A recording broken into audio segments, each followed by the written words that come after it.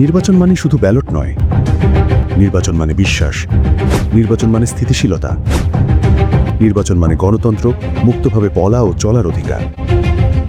নির্বাচন মানে রাষ্ট্রীয় প্রতিষ্ঠানের ওপর জন আস্থা। কিন্তু প্রশ্ন হলো, এই আস্থায় যদি টার্গেট হয়, তাহলে কোথায় দাঁড়াবে বাংলাদেশ?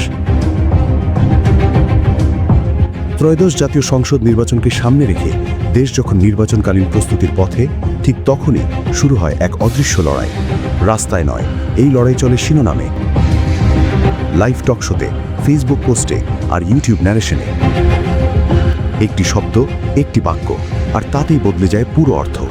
প্রতিবেদনের ভাষা নয়, শিরোনামই হয়ে ওঠে গল্পের নায়ক। শিরোনাম এমনভাবে ফ্রেম করা হয় যেন বিশ্বস্ত প্রতিষ্ঠানগুলোর পুরো কাঠামোই অপরাধী, যেন রাষ্ট্রের নিরাপত্তা ব্যবস্থায় প্রশ্নবিদ্ধ। এটি কি তথ্য উপস্থাপন, নাকি পাঠকের মনে একটি পূর্ব নির্ধারিত ধারণা ঢুকিয়ে দেওয়ার কৌশল? এরপর শুরু হয় দ্বিতীয় ধাপ। একই শিরোনাম ঘুরতে থাকে ইউটিউব টক শোতে, ফেসবুক লাইভে, ফ্লিপকার্ট ন্যারেশনে। কেউ বলে তদন্ত আড়াল করা হয়েছে, কেউ বলে প্রতিষ্ঠান জড়িত, কিন্তু প্রশ্ন থেকেই যায়, এই দাবির পক্ষে কোথায় চার্জশিট, কোথায় তদন্ত প্রতিবেদন, কোথায় প্রমাণ? রাজনৈতিক প্রতিহিংসার কারণে শরীফ ওসমান হাদি ওরফে ওসমান গনিকে গুলি করে হত্যা করা হয়। ডিবি পুলিশের দাখিল করা চার্জশিটে স্পষ্ট কারা জড়িত, কারা নির্দেশদাতা, কোথায় আছে অপরাধী। বিশ্লেষকরা বলছেন, যখন নির্বাচন প্রক্রিয়াকে সরাসরি বাধাগ্রস্ত করা কঠিন হয়ে পড়ে, তখন আঘাত করা হয় আস্থায়। এই বয়ানের পেছনে সক্রিয়: ১. পরাজিত ও নিষিদ্ধ রাজনৈতিক নেটওয়ার্ক, যাদের সংগঠিত অংশগ্রহণ নির্বাচনে নেই, কিন্তু অস্থিতিশীলতা তাদের রাজনৈতিক পুঁজি। ২. ডিজিটাল অপপ্রচারকারী ইউটিউব, ফেসবুক ইকোসিস্টেম, যারা শিরোনামকে প্রমাণ বানায় আর সন্দেহকে সত্যের রূপ দেয়।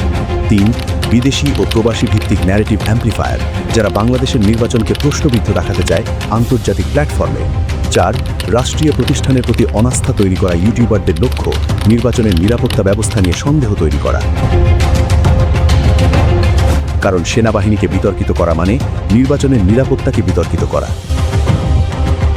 তাহলে প্রশ্ন থেকেই যায়, এটি কি কেবল কিছু পত্রিকা ও ইউটিউবারদের পলিসি, নাকি এটি একটি বৃহত্তর কৌশলের অংশ? নির্বাচন বানচাল করতে সবসময় ব্যালট বাক্স পোড়াতে হয় না, কখনো কখনো একটি শিরোনামই যথেষ্ট।